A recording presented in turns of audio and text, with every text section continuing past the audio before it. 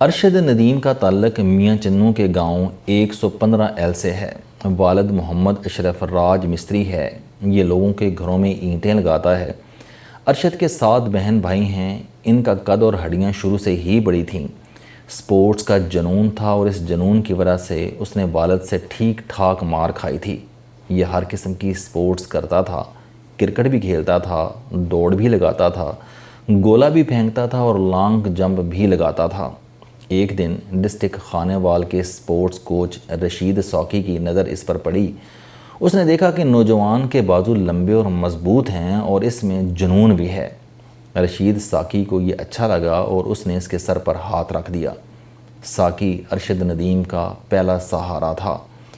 رشید ساکی نے اسے مشورہ دیا کہ تم ساری سپورٹس چھوڑ کر صرف نیزہ بازی پر توجہ دو۔ اس نے اسے لکڑی کا ایک نیزہ بھی بنا دیا۔ ارشد ندیم قدرتی طور پر فوکسڈ، ڈسپلنڈ اور حیران کن حد تک سپورٹس مین ہے، لہذا اس نے اپنے آپ کو نیزہ بازی تک محدود کر دیا۔ پورے ڈسٹرکٹ خانے وال میں نیزہ بازی یعنی جیولن کے لیے کوئی میدان یا سہولت نہیں تھی۔ چنانچہ اگر یہ کہا جائے کہ ارشد ندیم آج جیولن میں ورلڈ چیمپئن ہے تو یہ سارا اس کا ذاتی کارنامہ ہے تو یہ غلط نہیں ہوگا۔ آج سسٹم جو پرائیڈ لے رہا ہے یہ تمام کا تمام مصنوعی اور منافقت پر مبنی ہے۔ اس گولڈ میڈل کا اگر کوئی شخص حقدار ہے تو اس کا نام ارشد ندیم ہے۔ کیونکہ اس شخص نے نیزہ بازی کا گولڈ میڈل نیزے کے بغیر لیا۔ پیرس جانے تک اس کے پاس پروفیشنل جیولن نہیں تھا، بلکہ رکیے، ارشد ندیم میں پیرس اولمپک میں جو نیزہ پھینک کر گولڈ میڈل لیا، پورے ملک میں ایسا نیزہ موجود نہیں اور یہ اس شخص کا اصل کمال ہے۔ اور آج میں یہ سمجھ نہیں پا رہا کہ ہم یہ حقیقت تسلیم کیوں نہیں کرتے۔ ماؤنٹ ایوریسٹ یا K2 پر ہیلی کاپٹر کے ذریعے اترنا اور جھنڈا لگانا کوئی کارنامہ نہیں ہوتا۔ اصل کارنامہ دنیا کے بلند ترین چوٹیوں پر پیدل چڑھنا اور اس سے بھی بڑھ کر آکسیجن ٹینک کے بغیر چڑھنا ہوتا ہے، اور جو یہ کارنامہ سر انجام دیتا ہے، چیمپئن وہ ہوتا ہے۔ ارشد ندیم اس وقت ایسا چیمپئن ہے کہ اس نے یہ اعزاز نیزے، گراؤنڈ، جاگرز، خوراک، کوچنگ اور جدید ترین ایکسرسائز مشینوں کے بغیر حاصل کیا، اور ہم اس پر جتنا بھی فخر کریں یہ کم ہے۔ مگر ہم اسے یہ اعزاز دینے کے بجائے پوری دنیا اور اپنے آپ کو یہ یقین دلا رہے ہیں کہ نہیں، اگر عمران خان نہ ہوتے، اگر میاں شہباز شریف یوتھ فیسٹیول نہ کراتے اور اگر پاکستان اولمپکس کمیٹی اس کی مدد نہ کرتی تو یہ کبھی کامیاب نہیں ہو سکتا تھا۔ ہم ارشد ندیم کو بھی یہی بتا رہے ہیں، جبکہ حقیقت یہ ہے کہ یہ شخص ان سب کے بغیر یہاں تک پہنچا، اور یہ پاکستان کے ہر اس نوجوان کے لیے مشعل راہ ہے جو دن رات وسائل کی کمی کا رونا روتے رہتے ہیں۔ ارشد ندیم 25 کروڑ لوگوں کو یہ پیغام دے رہا ہے کہ آپ اگر زندگی میں کچھ کرنا چاہتے ہیں تو پھر وسائل کی کمی یا مسائل کی زیادتی آپ کے راستے میں رکاوٹ نہیں بن سکتی۔ Just do it. دنیا کی کوئی رکاوٹ آپ کا راستہ نہیں روک سکے گی۔ مجھے یہ سمجھ نہیں آ رہی کہ ہم یہ ماننے کے لیے تیار کیوں نہیں ہیں۔ ارشد ندیم ایک راج مستری کا بیٹا ہے، یہ گاؤں کا رہنے والا ہے، یہ مڈل سے آگے نہیں پڑھ سکا، اس نے دیسی ہاتھ سے بنائے نیزے سے پریکٹس کی، اسے آخری سٹیج سے پہلے اچھی کوچنگ نہیں مل سکی، یہ غربت میں پلا، اس کے پاس ایکسرسائز کا سامان نہیں تھا اور اس نے سیمنٹ اور بانس سے ڈمبل بنا کر ایکسرسائز کی، اور اسے 2023 سے پہلے سرکاری سرپرستی حاصل نہیں تھی، اور اس شخص نے اس کے باوجود 40 سال بعد پاکستان کو گولڈ میڈل دلا دیا۔ آخر یہ حقیقت تسلیم کرنے میں کیا حرج ہے؟ ہم اس سے بھی آنکھیں کیوں چرا رہے ہیں؟ ارشد ندیم کی کامیابی نے بہرحال ملک میں 4 حقیقتیں اسٹیبلش کر دیں، اور ہمارے لیے مناسب ہے کہ ہم یہ حقیقتیں مان لیں۔ اس سے قومی سطح پر ہمیں بہت فائدہ ہوگا۔ پہلی حقیقت، قوم اچھی خبروں کو ترسی ہوئی تھی۔ ہمیں ہر طرف سے مار پڑ رہی ہے اور ہمیں روزانہ ہر سمت سے بری خبریں ملتی ہیں۔ اس عالم میں ایک گولڈ میڈل نے پورے ملک کو خوش کر دیا۔ لوگ گلے مل کر خوشی سے رونے لگے اور ایک دوسرے کو مبارکباد دینے لگے۔ ہمیں وٹے من خوشی کی اس کمی کا احساس ہونا چاہیے اور قوم کے لیے روزانہ کسی نہ کسی خوشی کا اہتمام ہونا چاہیے۔ کہا جاتا ہے کہ آپ کو اگر کامیابی یا خوشی نہیں مل رہی تو آپ اپنے لیے ایک خوشی یا کامیابی ایجاد کر لیں، یہ ایجاد بھی آپ کو نارمل خوشی کے برابر خوشی دے گی۔ دوسری حقیقت، پاکستان میں کرکٹ کے علاوہ دوسری سپورٹس کی سہولتیں نہیں ہیں۔ ہم من حیث القوم اس غلط فہمی کا شکار ہیں کہ دنیا میں صرف ایک ہی سپورٹس ہے اور اس کا نام کرکٹ ہے، جبکہ 1992 اور 2009 کے بعد کرکٹ نے قوم کو ہمیشہ اداس، پریشان اور مایوس کیا۔ پیرس اولمپکس میں سپورٹس کی 32 کیٹیگریز تھیں۔ حکومت کو چاہیے کہ یہ اولمپکس کی تمام گیمز کا ڈیٹا لے اور اس کے لیے چھوٹی چھوٹی کمیٹیاں بنا دے اور انہیں ٹارگٹ دے کہ یہ اگلے اولمپکس تک ارشد ندیم جیسے 2 درجن کھلاڑی سامنے لے کر آئیں۔ یہ کمیٹیاں پورے پاکستان سے ٹیلنٹ جمع کریں اور جس طرح میاں شہباز شریف نے 2012 میں لاہور میں یوتھ فیسٹیول منعقد کیا، ارشد ندیم بھی اسی یوتھ فیسٹیول میں پہلی بار سامنے آیا تھا۔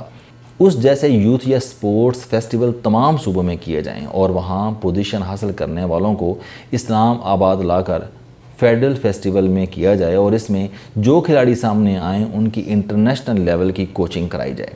حکومت صدیوں سے بنے ہوئے سپورٹس بورڈ کا جائزہ بھی لے اور جو بورڈ پچھلے 10 یا 20 سال میں کوئی بڑا تمغہ حاصل نہیں کر سکا یا ارشد ندیم جیسا ایک بھی کھلاڑی پیدا نہیں کر سکا، وہ بورڈ توڑ کر اس کے بجٹ سے 10-20 جیولن لے کر ارشد ندیم جیسے کھلاڑیوں کو دے دیں، یہ زیادہ بہتر ہوگا۔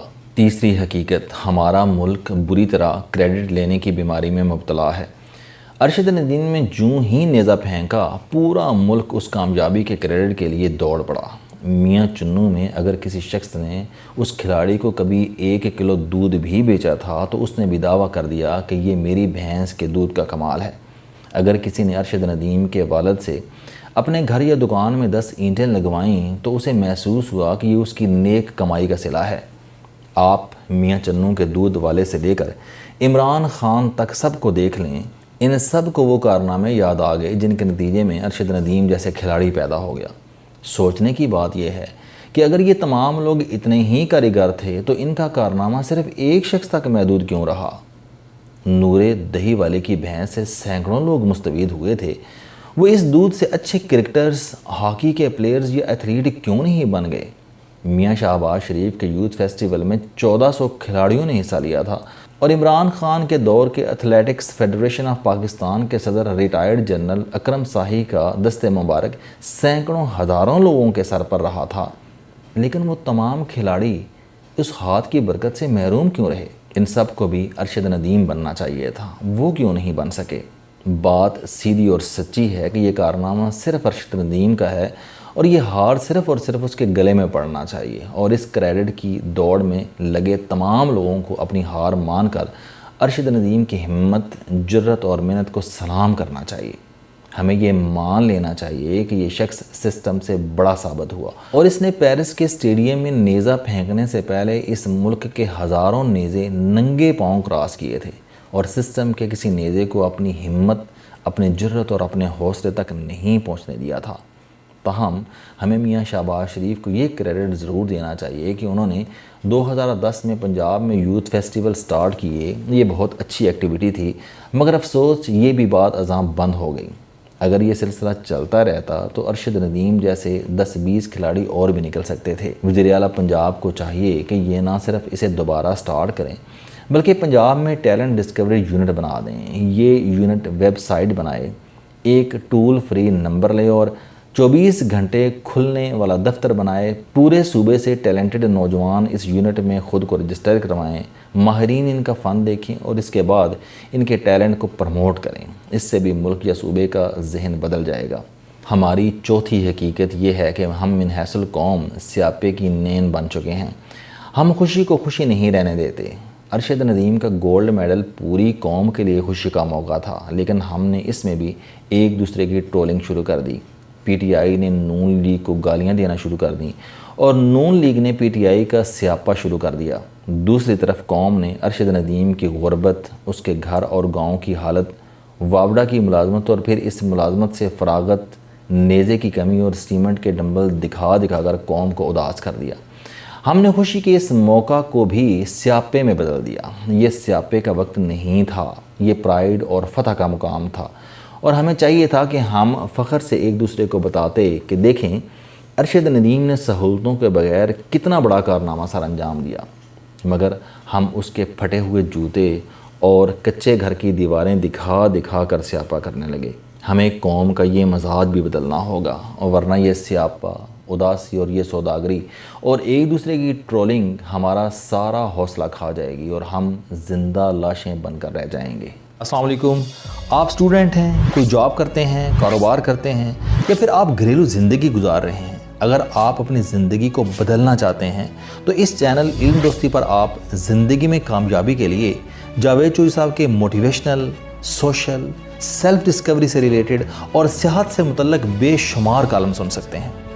میرا دعویٰ ہے کہ یہ چینل آپ کی زندگی بدل دے گا۔